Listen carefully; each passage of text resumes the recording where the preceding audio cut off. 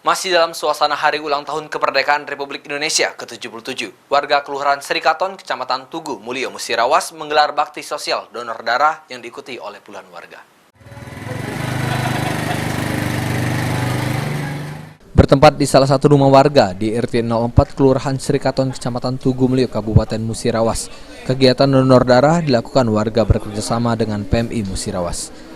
Kegiatan donor darah ini dilakukan setiap tahunnya, diikuti oleh warga RT 04 dan dapat juga diikuti oleh seluruh warga Kelurahan Serikaton yang memenuhi persyaratan untuk mendonorkan darahnya. Dalam donor darah ini, Ketua RT berharap dapat mengumpulkan sebanyak 60 kantong darah sehingga hasilnya dapat membantu masyarakat yang membutuhkan darah. Jadi dari donor darah yang dilaksanakan tiap tahun, khususnya di RT 4 dan umumnya keluarga Serikaton. Yang minimal untuk hari ini mungkin target sekitar 60-an yang bisa mengikuti atau bisa untuk menyumbangkan darahnya. Harapannya Pak? Harapan semoga ya ini kita menjadi amal baiklah membantu darah yang kekurangan darah.